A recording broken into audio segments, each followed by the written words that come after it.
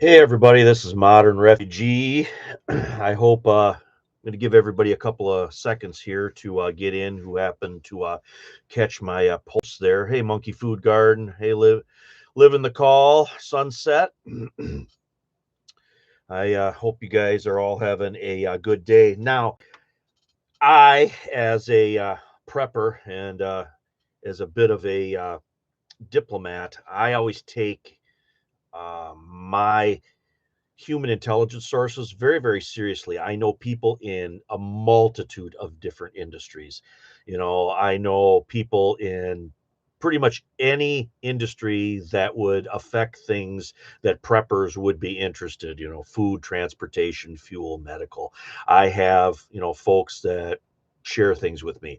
And a lot of times they're smaller things. I don't really get too excited about much of those things because I am, a preparedness minded person. But this particular information that was shared with me actually today, I thought it was interesting because it comes at a time when we as preppers can actually prevent, some of these potential issues that are kind of ongoing right now. And because I haven't heard anything like this yet, I wanted to get this information out to you guys so you guys can do what you see fit with it. Um, hey, Patriot. Hey there, whatever prepper. Be spooky. Seabass. Dana. Rob. Tammy. I hope everybody is doing well. Yeah, Sunset, I hear you guys are getting a big nor'easter. So I hope you guys are all batting down for that. Hey there, JD. This is all revolving around vegetables basically, and it all goes back to that freeze that we had here a couple weeks back. It has affected certain produce that I can see that it's the right time for people to be planting that stuff if they're going to be planting a garden. And I'm just going to kind of go over these things here in no particular order. Plus, there's a couple non produce related things that I wanted to also mention.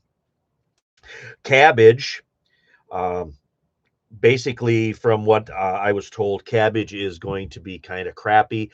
If you can find it, it is not going to be very good. And of course, the stuff that you do find, the price is going to go up. And that's like this with any potential issue with this cold and, the cold strike in Texas, Florida. And cabbage is one. Lettuce and celery is due to the same freezing problems in Texas, because and this is on a wholesale level. This isn't on a retail level. This is coming from wholesale sources basically. So lettuce and celery, and this is kind of the time when you need to think about planting lettuce. You do that. I've never grown celery, but cabbage I have grown quite a bit. And then of course, if the produce going to the store is either poor quality or non-existent, then also the places that process that stuff. So you can't make sauerkraut without cabbage. So, the canned sauerkraut and stuff that you see on store shelves, that has to come from a cabbage that was grown somewhere. So, if there's any hiccups in those places, there's going to be hiccups down the road of what's sitting on your shelf. Carrots were another one that was affected, but this was a little bit different. The carrots were affected because there has been a lot of bad weather in California, and that bad weather is reducing sunlight, and that has thrown off the carrot production basically. And that again, carrots along with cabbage and stuff, these are high calorie foods. These are things that if you were in a tight spot and you wanted to plant like a victory garden or a prepper type garden, cabbage and carrots are two things that you probably want to plant because they're very nutritious and they're very calorie dense. And then the last one here was corn. And it was corn across the board. Our corn crops in Florida were severely affected by the freeze that went down into Florida because it was right almost to the point where they were going to start harvesting.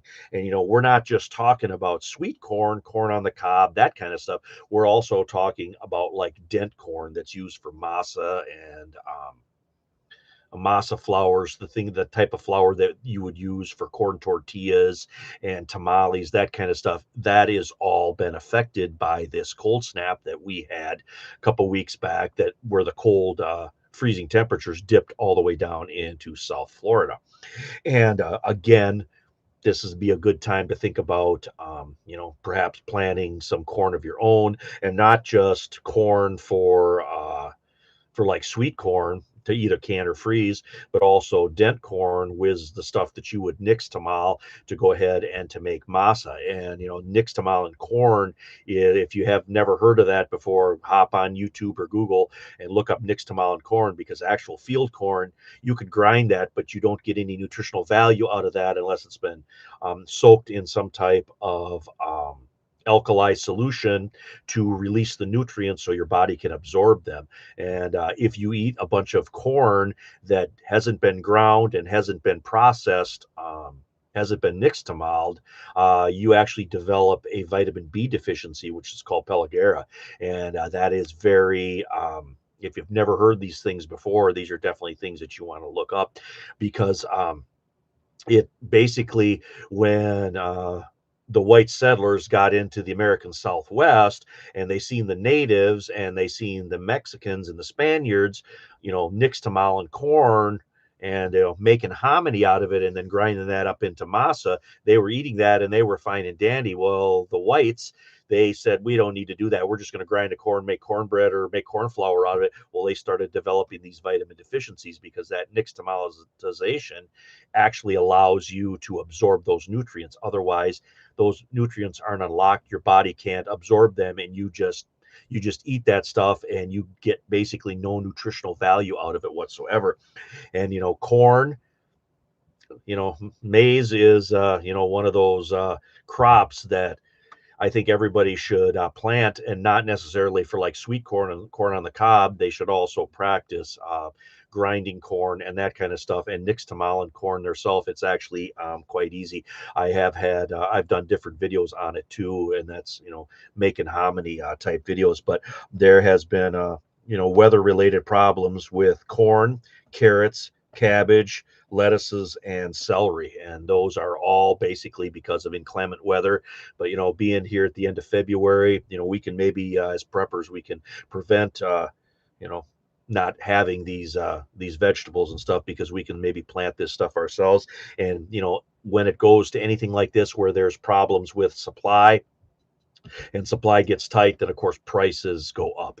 So that is kind of what I wanted to mention on that stuff right there. Let me check the chat here real quick. Yeah, better just not to eat. Hey, Missouri. Hey, Henry Morgan. How you doing? Hey, Jen. How you doing there, old soul?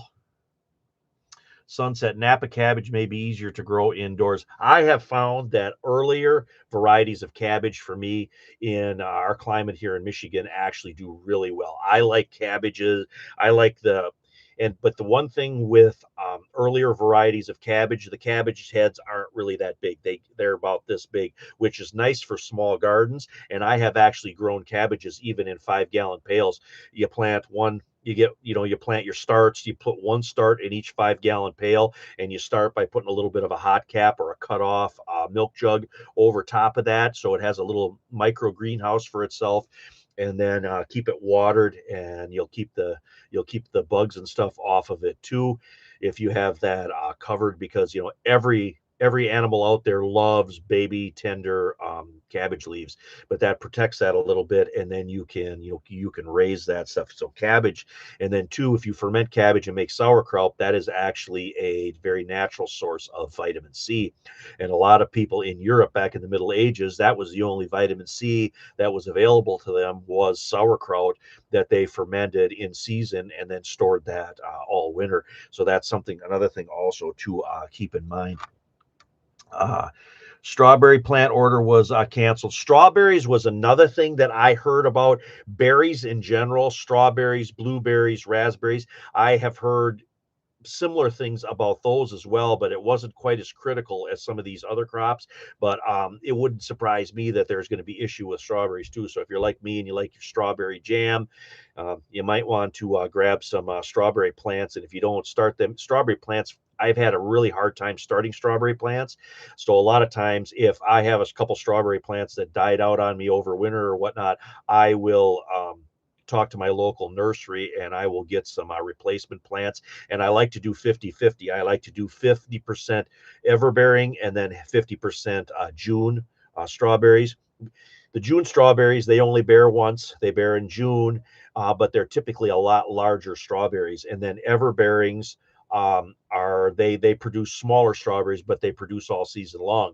And the reason I split them like that is because I'll use the June strawberries for my strawberry jam when I want to make strawberry jam, and then the everbearings I keep them for just eating fresh. So if I want, a handful of fresh strawberries to throw on top of my granola and yogurt, I'll go out and grab a few of the everbearings out of my strawberry patch. So that's why I plant some of each variety.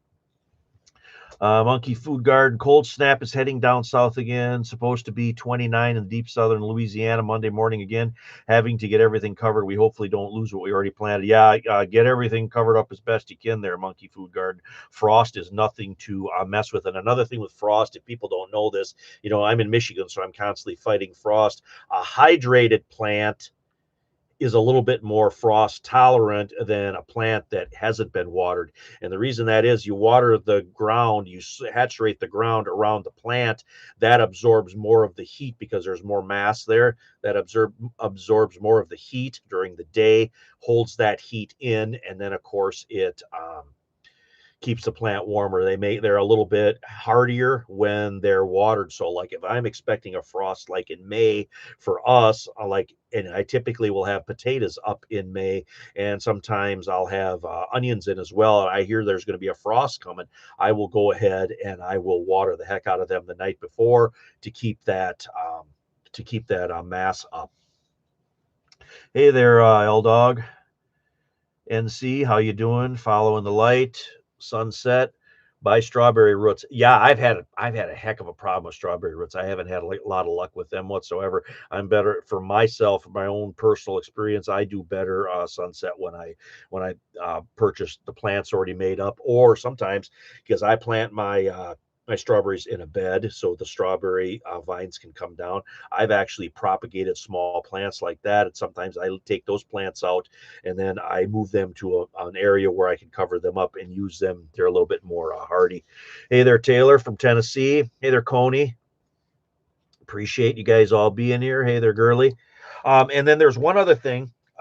There has been a recall on some Generac portable generators, and this particular recall uh, has to do with the carburetor leaking, and there's a potential fire hazard.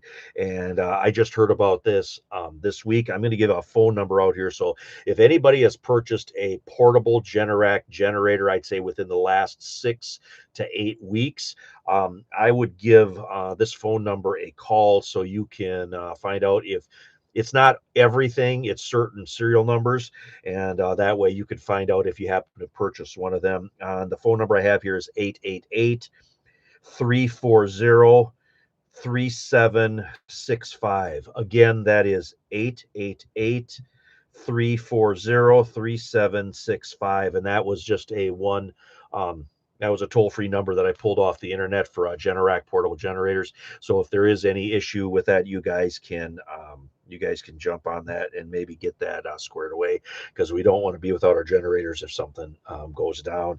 And then the other thing, I've had a lot of people tell me that the price of propane in their local areas has been going up. There's been pretty much an uptrend in propane prices, and for us here, I haven't noticed any increases yet, but folks in other states surrounding Michigan here, they have had issues of propane prices going up. So keep that in mind.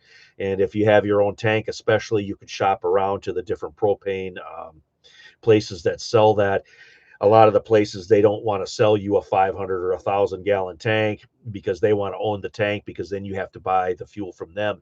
But if you're fortunate enough to have your own 250 500-gallon propane tank, you can shop around and you could get the best price and save yourself actually quite a bit of money. So I wanted to mention that as well. Hey, great garden. Cover everything with sheets, blankets, thin sheets of plastic. I will typically use lightweight tarps, or I get the heavy milled clear plastic, and I will weight down. I will puff it up in the center where the plants are, and then I will weight that down.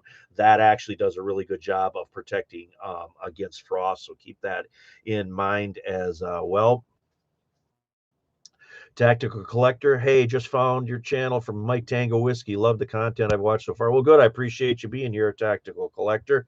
Yeah, I had a little conversation with Mike Tango Whiskey this week, and he is going to be putting a video out. I think he maybe has that in his member channel or his member thing right now, but I think that they'll probably release that in the next couple of days. I get a link when it gets out of his member section or whatever. I will post that. We just basically had a prepping discussion, talked a lot about like estate planning and different problems I had, like with my medical problems. And, your bug out bag doesn't do you very good when you're in a hospital 100 miles away from home. So then you have to have, a little bit different stuff. So we talked a lot about different things like that because he's very urban and, of course, I'm not. So we were just kind of having a bit of a conversation at his invitation. So I wanted to mention that here as well. Yep, save money. Call the 800 number on your favorite products. Ask for coupons. Yeah, and with like I said, propane. If you shop around, you have your own tank and you shop around. That's why I like 100-pound tanks for myself, because I could take them to wherever the price is the cheapest. So if there's a place around where I could get a good price on that, I could load up a 100-pounder, take it there, and I could take advantage of that. So that's something that I wanted to talk about. I also have a video coming out tomorrow, basically discussing, hypothetical situations if would be some type of catastrophic fuel shortage, and going back to like the oil or the fuel embargoes and the oil embargoes and stuff of the 1970s, kind of as a precedent of that, and kind of take it a step further from there. Like if these conflicts that are going on in the Middle East now really turn into something big, and oil is disrupted out of that part of the world, different potential issues that we could face. And I did a little video on that I will post for tomorrow. But I don't want to take your guys this whole night up here. I just wanted to go over some of those things that I heard. Like I said, I get information like this all the time, but this I thought, especially being this time of year, we can really be proactive, and we can actually attack some of these problems and some of these potential shortages, and we can plant our own garden, and we can have our own supply where we don't have to worry about getting that stuff from another party. But anyway, this is Modern Refugee. I appreciate each and every one of you guys for stopping by here and catching this little unscheduled live stream. I will be doing my regular live stream at 7 p.m. Eastern time tomorrow evening as well. But like I said, I thought this information was pretty important, and I didn't want to let that delayed another day. I wanted to get that out to you guys. But anyway, this is Modern Refugee. Appreciate all my subscribers out there. Appreciate you, Monkey Food Garden, for always moderating for me. I appreciate you guys out there. You guys take care, and God bless.